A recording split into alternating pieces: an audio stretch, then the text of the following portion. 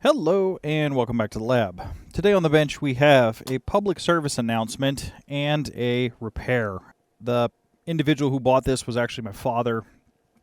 My father's a woodworker and he wanted to do some of the Lichtenberg burning or high voltage burning fractal patterns that got really popular on YouTube for a little bit. Their popularity's kind of fallen off.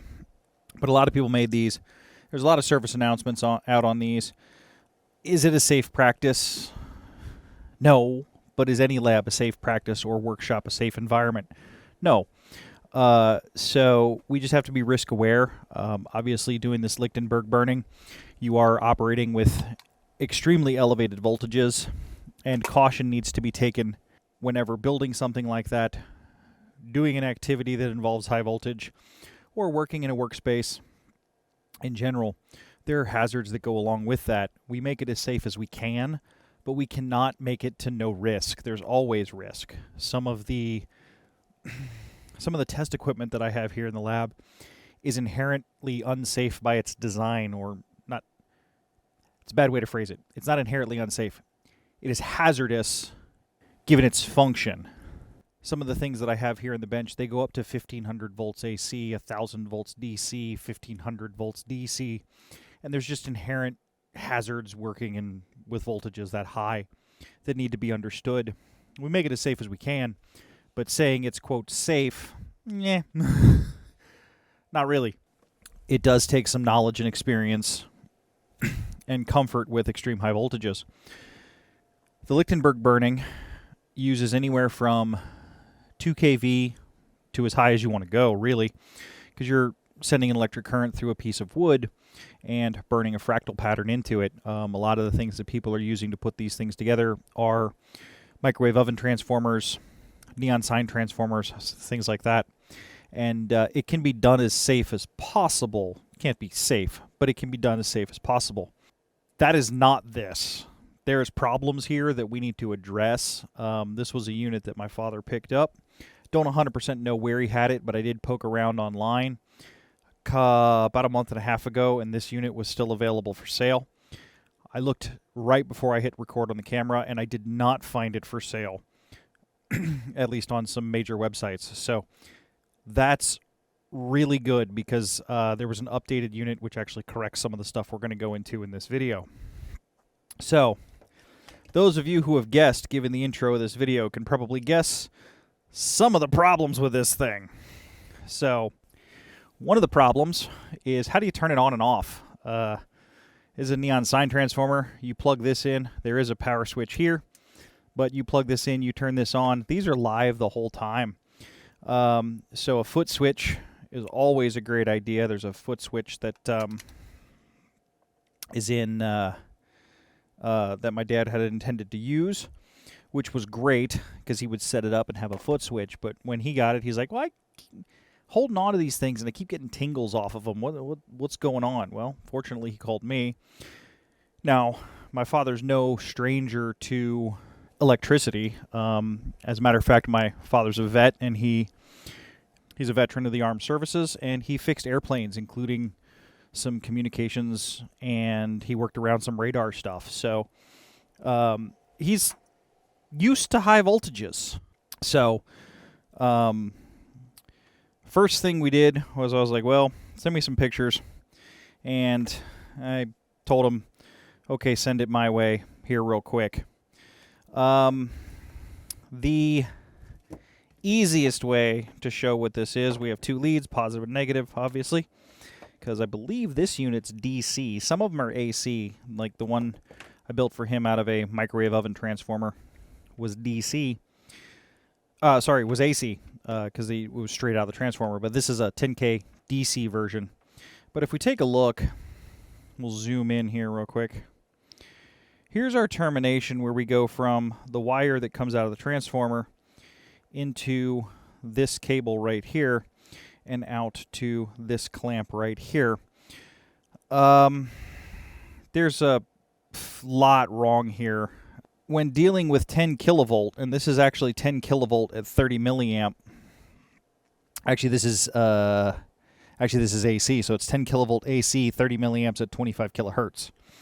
So this isn't even DC.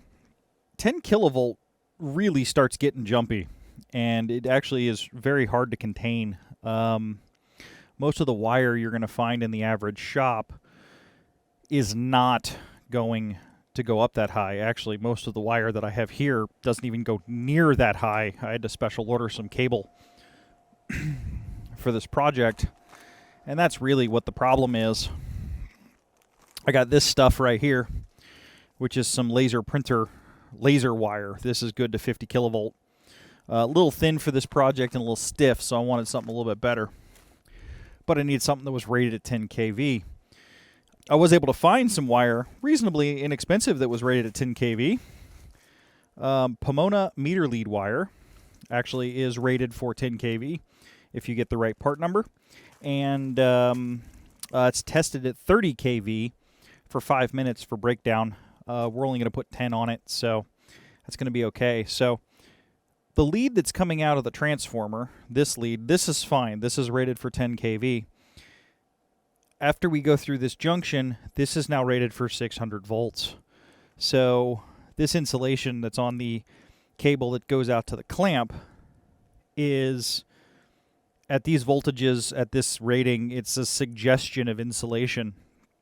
So Dad, even though he was wearing gloves and holding onto things, was getting leakage tingling, leakage shocks, either from this meter lead or this clamp itself. I'm pretty sure I identified these clamps. These clamps are for jumper cables. Most of the stuff that you see in cars or pick up at the automotive store, especially if it's labeled primary wire, is usually only good to about 36 volts DC. So I've got, these handles are probably only good to 36 volts, by best guess. This cable is stamped and rated on the cable 600 volts, so this is only good for 600 volts. And so we don't get appropriate insulation until right here coming out of the transformer. So that is where he was getting shocked. This is what we need to address, and we're going to be doing that. I am going to be putting this together. You are going to see some things that I put together today that are not complete. So this is being put together the way I was asked to put it together. He's going to finish it up in his own shop the way he would like. We're going to take this piece of decking material. We're going to mount the transformer to this back over here, and then we're going to put some terminal blocks up here on the front. Even though the terminal blocks are not rated for 10 kV, he's going to build some covers that go over them so nobody can touch them. And we're going to have enough separation where they're not going to leak together. So it will be as safe as we can make it. Obviously, this can't be made, quote, safe, but we like to have fun in dangerous ways. So here we go. So what I'm thinking is what we're going to do. We're going to put the transformer here. The foot switch is going to go off to the side. And then we're going to take the leads out, and I'm going to make a positive and negative on this side of the board. And then we'll be able to hook probes and things like that up to facilitate what he'd like to do. In terms of probing, this is a homemade high voltage probe. Like, this is what it should look like. Very thick Delrin, arc stops. These do need to be, this is also insulated all the way up to the tip. I'd love to be able to pass this on and let him use this as a touch point probe. I got to make sure this wire actually is appropriately rated. This banana plug for sure is not appropriately rated, so I don't have any 10 kilovolt connectors. So if anybody has any suggestions on a good 10 kV interconnect for some probes, let me know, because I'd love to put some probes on, and then let him be able to interconnect things. It's one of the reasons why we're going to use the screw terminals here, because I could fix the 10 kV lead wire into the probe that he was using and clamp. He's also planning on wearing high voltage gloves. I've got him an appropriate set of 10,000 volt rated gloves to wear as well when working with this. Might be overkill, but we are trying to keep everybody above ground. This is absolutely something that if it comes across your heart could mess up heart rhythm, do very bad things to the human holding the clamps.